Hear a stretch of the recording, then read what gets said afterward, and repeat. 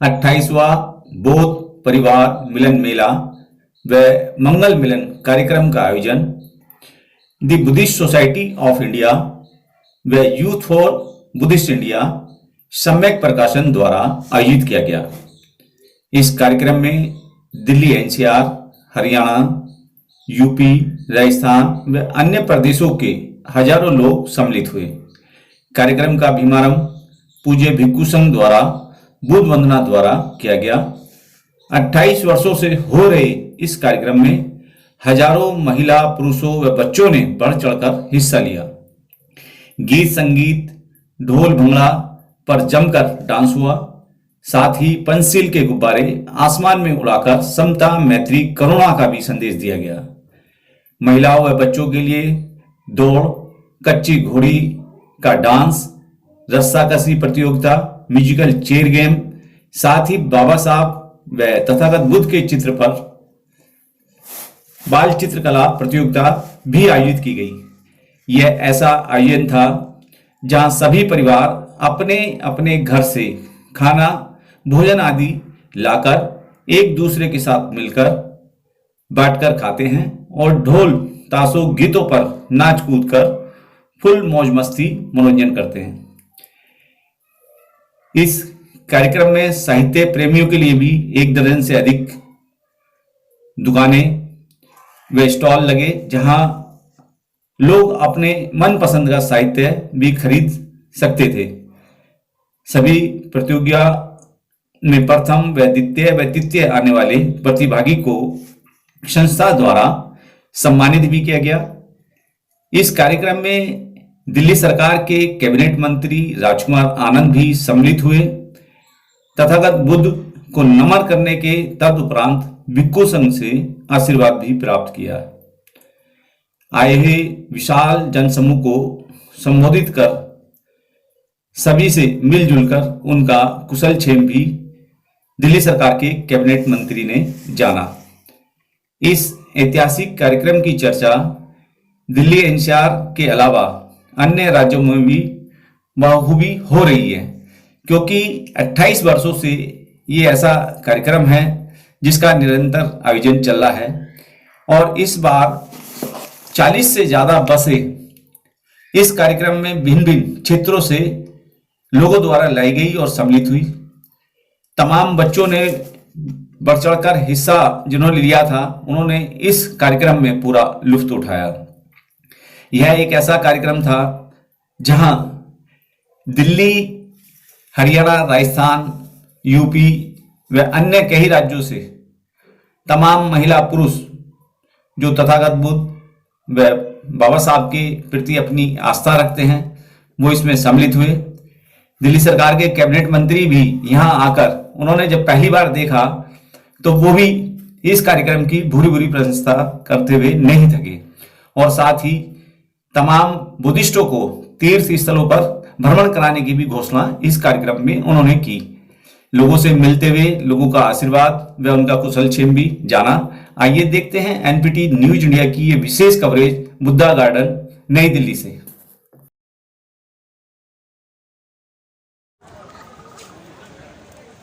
कौन थे तथागत बुद्ध? क्या वो कोई ईश्वर थे? क्या वो कोई भगवान थे? क्या वो कोई अवतार थे, धर्म गुरु थे, संत थे या समाज सुधारक थे? मेरा ये मानना है कि तथागत बुद्ध एक ऐसे छोड़ दो जिन्होंने दुनिया को एक ऐसा रास्ता दिखाया जो पूरी मानवता को अंधेरे से प्रकाश की तरफ ले जाता है, तिमिर से रोशनी की तरफ ले जाता है और क्रूरता से करुणा की तरफ ले जाता है। ऐसा रास्ता दिखाने वाले तथागत बुद्ध थे।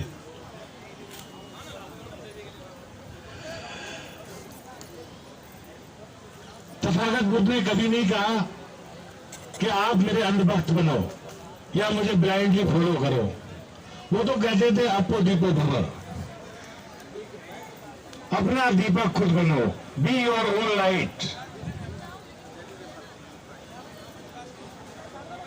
क्योंकि आप ही हैं, आप ही जान सकते हैं कि आपके जीवन में, आपके अंदर में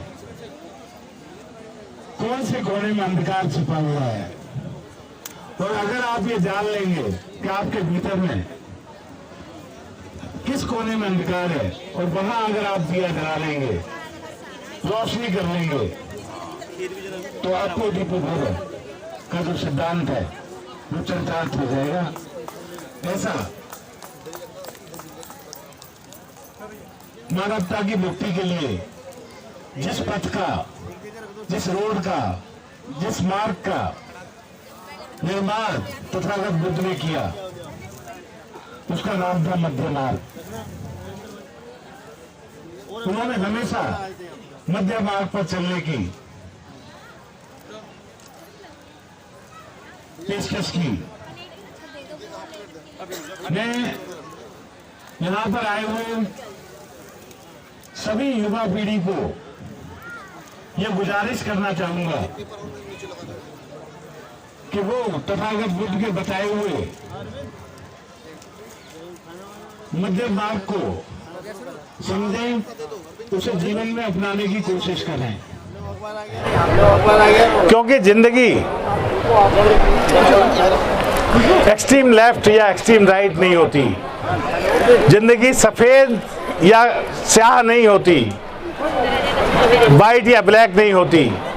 जिंदगी इन सब के बीच में एक ग्रे शेड होती है, वही बुद्ध का मध्यम मार्ग है।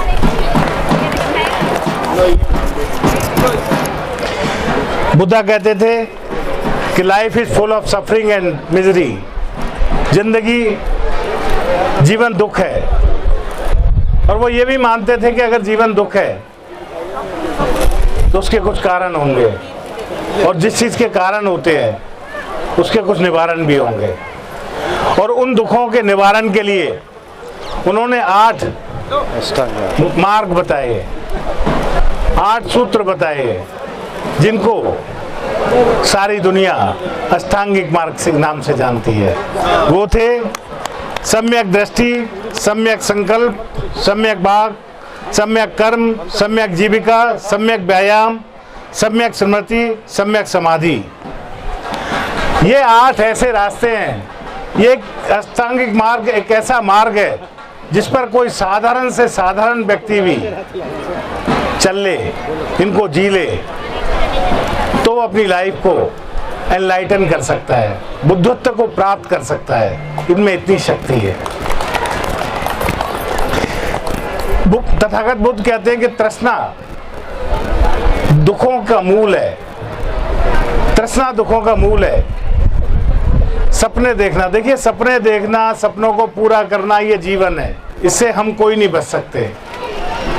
लेकिन सपनों को पूरा करने के लिए एक हवस पैदा कर लेना, एक हैवानियत पैदा कर लेना, इंसानियत और मानवता को भूल जाना, वो तृष्णा है।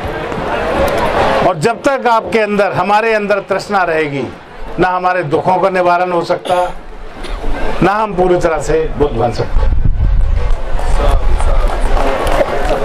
2500 साल पहले क्रूरता, नफरत और हिंसा अपने चरम पर थी। और उस समय तथागत बुद्ध ने करुणा, मैत्री और समता का पाठ पूरी मानवता को पढ़ाया था।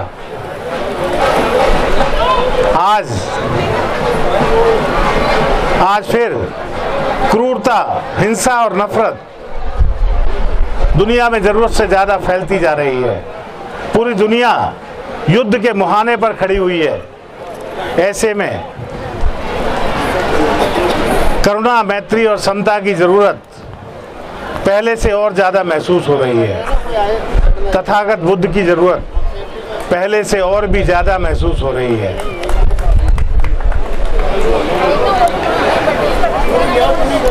लेकिन तथागत बुद्ध आज भी जिंदा है। डॉक्टर बाबा साहेब अम्बेडकर के संविधान में जिंदा है।